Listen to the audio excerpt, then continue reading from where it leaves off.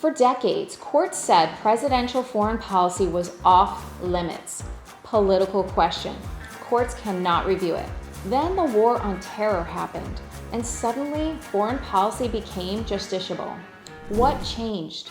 Soldiers, taxpayers, members of Congress sued to challenge the war's constitutionality. Congress never declared war, just passed the Gulf of Tonkin Resolution. Constitutional question: can the president wage war without congressional declaration? Courts across the country dismiss this as political questions. War powers. That's a dispute between Congress and the president. Courts lack manageable standards to review it, deciding would embarrass the political branches by contradicting their decisions. But that reasoning was garbage. The Constitution assigns war powers. Congress declares war. The president commands the forces. Courts interpret constitutional texts and allocate powers between branches constantly. So why not here? Because courts didn't want to stop a war. In Goldwater v. Carter in 1979, President Carter terminated a treaty with Taiwan without Senate approval to recognize the People's Republic of China. Senators sued. Does the president need Senate consent to end treaties like he needs it to make treaties? That's a constitutional question about a separation of powers. The Supreme Court said, political question. This is a dispute between coordinate branches. Courts should not resolve it unless Congress acts institutionally. But Justice Brennan dissented. This is a purely legal question, whether the president may terminate a treaty without congressional approval. He was right. Courts decide presidential power questions all the time. Foreign policy was a judicial no-fly zone.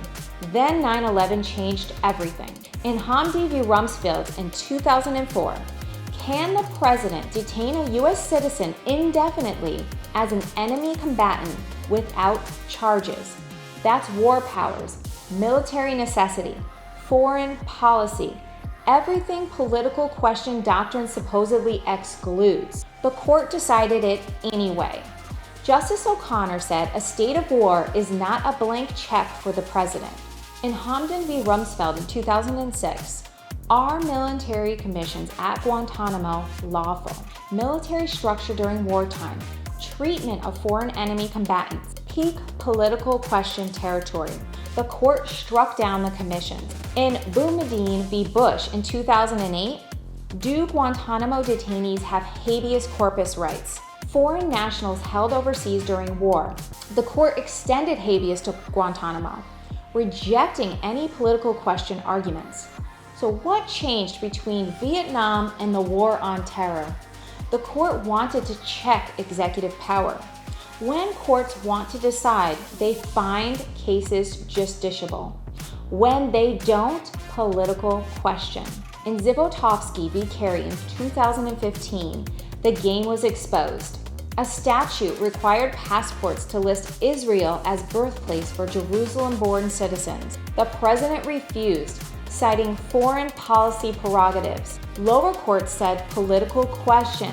This involves recognizing foreign sovereignty. The Supreme Court rejected that. Whether something is a political question is itself a legal question courts must decide. You can't escape judicial review by yelling foreign policy. The court decided the case on the merits. Here's what the doctrine means now. Courts review foreign policy when they want to check the political branches.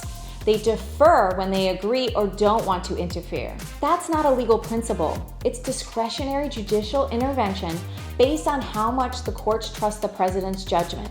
The shift between Vietnam to the war on terror shows political question is not about constitutional text or manageable standards. It's about judicial will.